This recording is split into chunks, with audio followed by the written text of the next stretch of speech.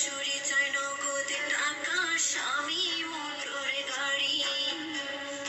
নিত্যদিনের যৌতুক জ্বালা সইতে